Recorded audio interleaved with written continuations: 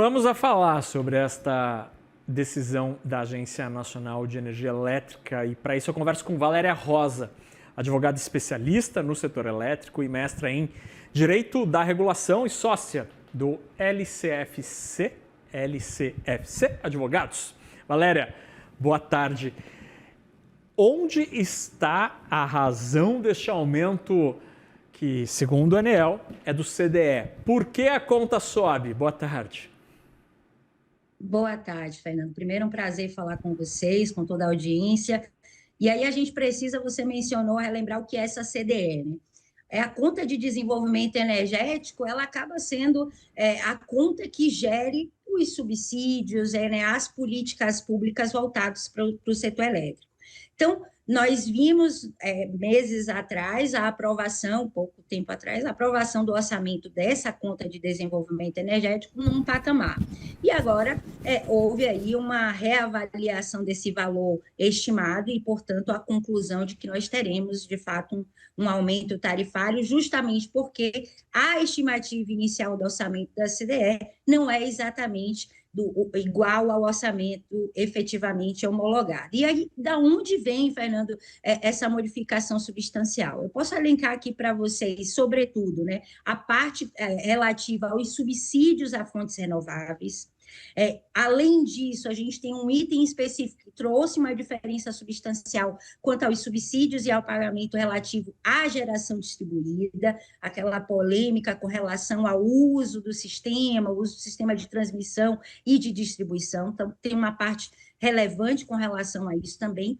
Temos a novidade da tarifa social, que ela foi implementada em razão da MP, da medida provisória 1.300, que traz um benefício específico para consumidores de baixa renda e, naturalmente, vai trazer aí um impacto para os consumidores como um todo, os consumidores cativos, à medida que a gente tem esse índice, item adicional no orçamento geral da CDE.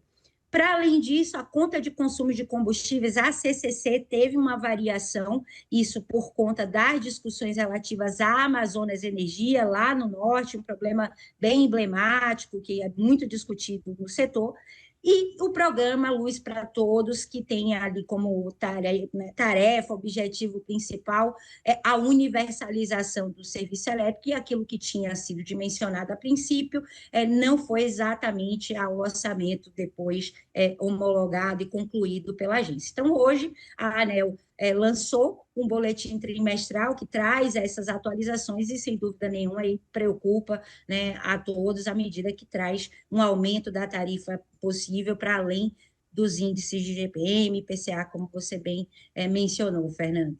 E, Valéria, observando essa desconstrução, né, essas componentes da conta, são quase 9 bilhões de reais a mais e me chama muito a atenção que quase 5 bilhões aqui, quase 6 bilhões de reais desses 8,6 vem de duas rubricas que tratam do incentivo à geração, seja a geração distribuída, mas principalmente as fontes incentivadas. O setor elétrico ainda precisa de tantos incentivos para a geração como a gente observa, especialmente pensando que não apenas nessa partilha da conta, que é a dor, né, de se pagar uma conta que ninguém gosta, mas dos problemas operacionais, como o curtailment, que é a incapacidade do sistema de absorver e conseguir transmitir toda a energia gerada em alguns momentos de pico de geração, por exemplo, de eólica e de solar. Precisamos de tanto subsídio? Olha, assunto polêmico, hein, Fernando? Porque a gente acaba voltando no final do dia, quem paga essa conta e se ainda é necessário pagar-lhe à medida que a gente está falando do país potência na geração renovável, os próprios cortes de geração levam a gente a intuir que essa energia renovável não seja efetivamente necessária ao sistema interligado nacional. Mas a gente precisa sempre lembrar que lá, quando concebidos esses incentivos, foram firmados contratos. E a partir desses contratos, espera-se equilíbrio e segurança jurídica para preservar os direitos adquiridos. Então, eu gosto sempre de fazer essa ressalva, porque é uma reflexão importante, né, se devemos mesmo manter os subsídios e até quando esses subsídios deverão ser mantidos e arcados pela CDE, mas é preciso ter temperança nessa avaliação, porque há muitos negócios e investimentos muito vultosos que levarem em consideração esses subsídios deferidos e conferidos anteriormente, tá? Então, é uma avaliação, uma reflexão importante, né, se ainda devemos mantê-lo e em que medida, né, Fernanda? A gente precisa pensar numa transição. Subsídio pela lógica, e aí obviamente o resultado de uma política pública deve ter um recorte, um objetivo a ser alcançado. E, obviamente, quando alcançado esse objetivo, se aproximando-se né, do atendimento do que se tinha programado, isso tem que ser revisto e, obviamente, sempre preservando, né, um regime de transição adequado, a segurança jurídica que o setor elétrico precisa, porque também nada adianta a gente mexer imediatamente aqui no valor da tarifa, mas que traga prejuízos lá na frente, advindos da desconfiança do investidor, por exemplo, na segurança jurídica das nossas medidas legais e regulatórias. E Valéria, nessa discussão que é de fato, super polêmica, né, sobre subsídio, e a senhora tem completa razão, o que está na letra do contrato, o Estado, a discussão econômica, a discussão jurídica não pode prever o rasgar de contrato. O Brasil precisa cumprir contratos, a gente já teve muita confusão em contratos com condições não cumpridas. Uma das maneiras que o governo propôs para tentar repactuar, pelo menos parte dessa história, com a recente medida provisória do setor elétrico, né, a 1.300, com a repactuação dos custos e uma tentativa ali de botar a bola no chão e refazer contas. É uma maneira de tentar zerar essa conta e vamos colocar todos os números aqui de novo para ver se essa conta está correta. É uma maneira, te parece adequado este approach? Fernando, sim, porque no final do dia o subsídio advém de política pública. E quando a gente está falando de uma medida provisória a ser convertida em lei a partir do processo democrático legislativo, a gente vai ter uma nova definição de políticas públicas que podem ensejar, sim, a revisão desses subsídios anteriores com a preocupação jurídica que eu comentei para vocês há pouco. Mas, para além dessa MP que você comentou, importantíssima, super recente e emblemática, a 1.300, ela que trouxe, faço aqui uma ressalva, Fernando, quase 600 emendas, né, se aproxima disso, de parlamentares trazendo sugestões para cá e para lá, né, pensando em como contornar essas dificuldades, reavaliar subsídios passados, quem sabe conferir outros, pensando em outras políticas públicas necessárias para o momento. Mas, para além da 1.300 que está em curso, em discussão no Congresso, a gente tem a 1.304, que traz um ponto interessante, a lógica dela. Ela traz uma premissa da gente colocar um teto desse orçamento da CDE.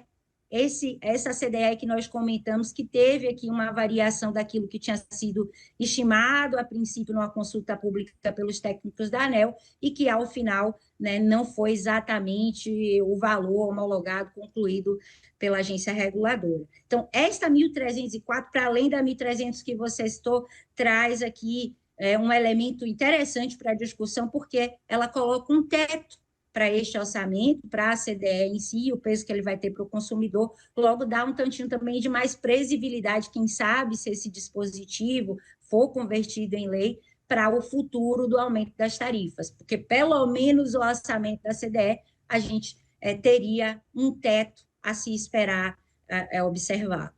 E Valéria, agora falando em termos mais amplos, na tua percepção como especialista desse setor, que é tão dinâmico e tão importante, absolutamente essencial para a nossa economia, onde deveria estar a discussão sobre custos e tarifas para que o Brasil, a sociedade, a economia brasileira tivesse no futuro, possa ter no futuro, uma energia elétrica mais barata? Muito se fala, por exemplo, que países vizinhos, como é o caso do Paraguai, mas aí talvez seja uma comparação discrepante demais, né? Porque eles são beneficiados pelo custo de Itaipu baixíssimo, mas que lá a energia é muito mais barata do que no Brasil. Como ter uma energia mais barata? Onde a gente deveria estar olhando e discutindo?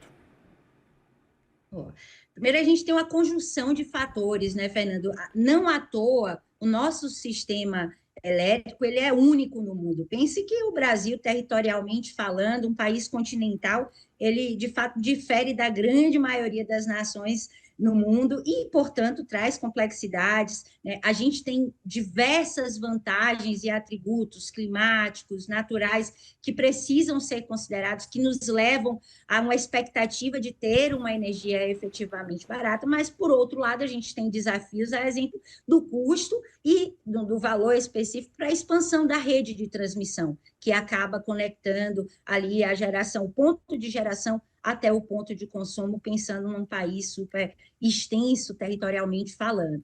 Mas aí, quando você me pergunta onde é que deve iniciar, onde é que deve estar a discussão, o olhar, primeiro, enquanto aí especialista e mestre em regulação, eu preciso dizer, a regulação, o que se discute no âmbito da agência reguladora, que tem sua característica de técnica e independência como baliza mestre da sua atuação, começa-se ali. Então, gosto sempre de destacar, até para os interessados em geral, para além dos players do mercado, né, precisam acompanhar, de certa forma, a regulação. A ANEEL ela tem trabalhado na transparência desses dados, que faz com que o consumidor, a população em geral, inclusive, possa participar de consultas públicas, de audiências, a fim, né, de colocar seus pontos de vista. E a ANEEL tem uma dinâmica, Fernanda, até de deixar claro o subsidiômetro. Ela chamou um programa que ela criou para acompanhar-se justamente como é que anda esses subsídios, aumenta, diminui, qual é o impacto disso na tarifa,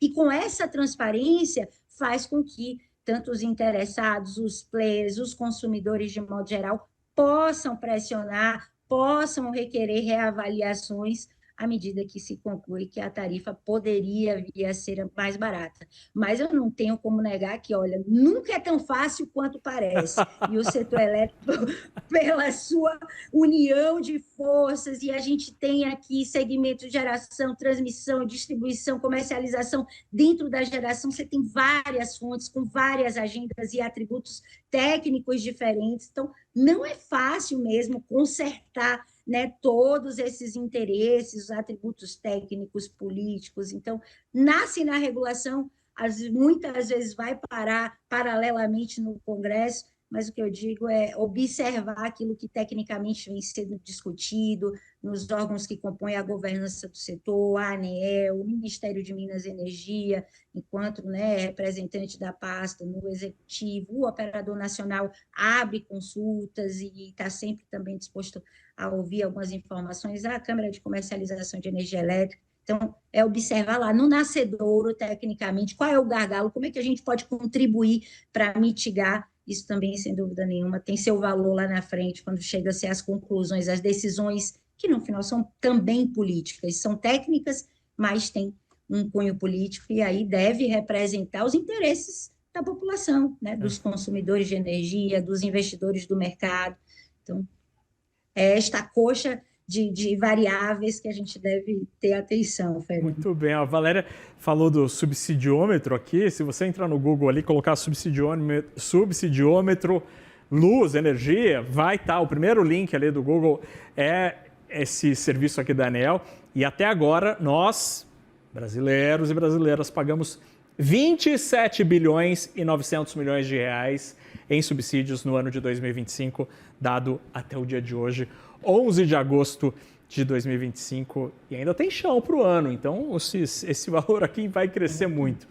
Valéria Rosa, advogada especialista do setor elétrico, mestra em Direito da Regulação deste incrível, fascinante mercado da energia e sócia do LCFC Advogados. Valéria, obrigado pela conversa aqui. Voltaremos a falar, porque o setor é importantíssimo e tem muita coisa para ser decidida, então que bom contar com você aqui.